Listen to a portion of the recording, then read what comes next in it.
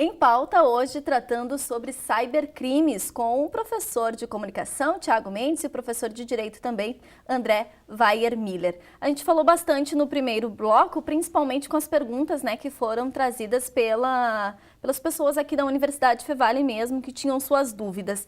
E uma questão que eu acho que é importante a gente voltar, que a gente já falou um pouquinho, é sobre a questão da liberdade de expressão na internet. E muita gente usa a internet e não sabe o que está fazendo. A gente percebeu isso quando a reportagem foi perguntar para as pessoas, né? E elas mexem, todos nós usamos a internet diariamente e às vezes a gente não sabe o poder que cada informação que a gente tem, que cada manifestação que a gente faz, tem nas redes.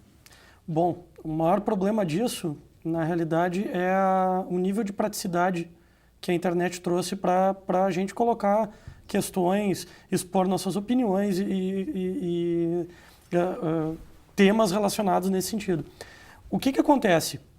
Como é muito fácil, as pessoas simplesmente digitam as coisas, pressionam o botão e aquilo foi parar online. Só que, na realidade, isso tem, né, a internet, de uma maneira geral, é liberdade com responsabilidade. Eu estou falando determinado aspecto e eu tenho que poder responder por isso, afinal, né, eu dei a minha opinião. A gente vê essas questões o tempo todo, questões raciais, de homofobia, de xenofobia, né? Todo tipo de... E às vezes se compartilha alguma coisa porque é engraçado, é divertido, é só dar um clique. Mas o ato de só dar um clique significa que tu está colocando a tua opinião, né? Eu estou colocando a minha porque opinião. Se eu estou compartilhando, eu estou compactuando com aquela opinião. Eu estou compactuando com essa informação. Isso na internet, de uma maneira geral, é tudo muito, muito normal, assim. Na verdade, é comum e não deveria ser normal, né? O correto é isso. A internet se tornou, nos últimos tempos, um grande catalisador de ódio, né, de disseminação de ódio dos mais diversos níveis. É o fulano que falou uma coisa e ele vai ser criticado naquilo para o resto da vida.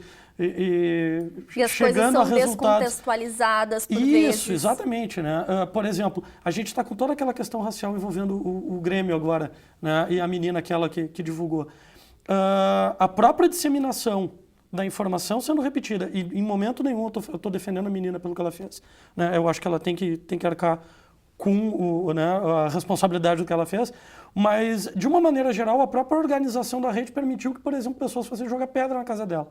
Uhum. E esse é o tipo de coisa que não é legal. Né? Esse é o tipo de coisa que a internet proporciona, que pode criar determinados problemas que não são muito bem quistos, porque, na prática, quem está executando esse tipo de coisa, né? Quem está fazendo esse tipo de coisa, está talvez fazendo algo muito semelhante ao que ela estivesse fazendo.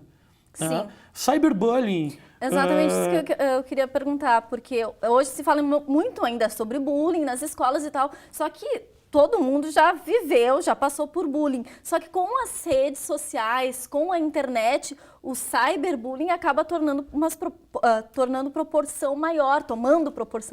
Evidentemente que a proporção do cyberbullying é muito maior, porque a gente elimina o âmbito local do que é pressuposto como comunicação da oralidade, né? Estamos num grupo, eu faço bullying contigo, os meus amigos vão lá, né? E riem daquilo naquele ambiente. Quando tu passa isso para a internet, tu tem a oralidade sendo transferida para o meio digital. E isso dá uma dimensão bastante mais ampla. Né? Então, a coisa muda de figura. A gente está falando de adolescentes, de crianças que, apesar de fazerem isso, talvez nem tenham como ser responsabilizados pelo que estão executando. Né? Então, acho que o professor pode falar disso. Essa questão da responsabilização é muito importante, porque o bullying é um fenômeno bastante comum hoje, né? Sofre várias críticas por questões conceituais, enfim, mas a questão é, quando o bullying ou qualquer outra ação, que pode chamar de qualquer outro nome, não necessariamente de bullying, ocorre, ele pode estar sendo feito, e está em grande quantidade das vezes que a gente verifica, por menores. Uhum. Pessoas com menores de 18 anos. Essas pessoas, elas não são imputáveis pela lei penal. E elas também têm uma grande dificuldade para chegar a uma responsabilização delas, porque tem que ser, no primeiro momento, a elas, depois aos pais, enfim, mas também na responsabilidade civil.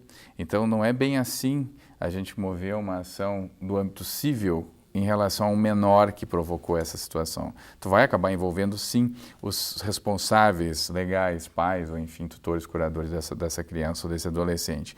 Da mesma forma, então, e muito pior do que isso, no âmbito criminal, penal. Porque, claro, tem as medidas socioeducativas relacionadas aos menores, mas, assim, existe uma dificuldade maior já por isso. Já com um adulto, um maior, um capaz, já existem diversas dificuldades para se chegar a uma responsabilização correta, devida. E muitas vezes essa reprimenda social, como tu disse, ela se dá no âmbito da internet com muito mais força do que se dá no judiciário. Porque através da aplicação da lei existe toda uma fase instrutória, de contraditório, devido ao processo legal, princípios constitucionais que o processo não vai afastar. Mas quando a gente vai para o âmbito da internet, não existe isso. Não existe um devido momento de contraditório. O máximo que pode dizer é botar a tua ideia ali, mas as pessoas vão pegar aquilo conforme querem. Tu não tem uma pessoa para mediar isso na internet. Já no âmbito judicial, ao menos, bem ou mal, nós temos um mediador que é o Estado através do juiz. Então, são coisas muito interessantes tentar linkar realmente a ideia da responsabilização, dos limites na internet com as possibilidades jurídicas de reprimir ou de coibir isso. É muito complicado fazer essas duas coisas, porque uma área é dinâmica demais da internet e a outra é tradicional, rígida e metódica demais, que acaba não encaixando muito bem na prática.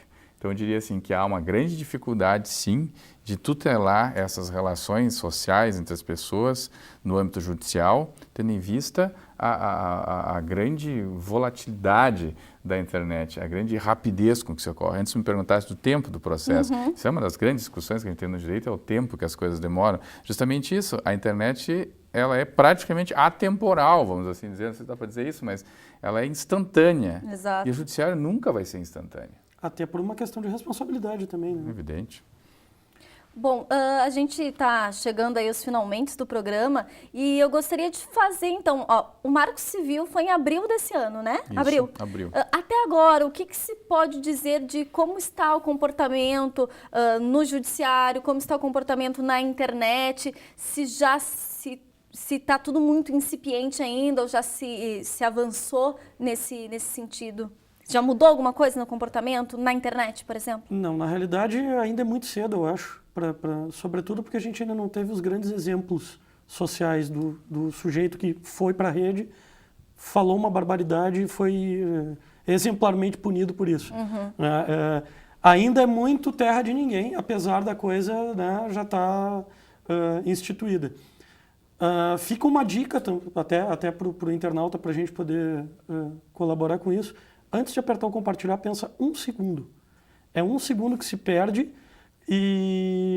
ou que se investe para evitar uma dor de cabeça imensa dentro do que se faz na internet de uma maneira geral. É muito comum, né, o professor falou a questão, não dá para responsabilizar um menor, e realmente a internet ela tem uma volatilidade muito grande.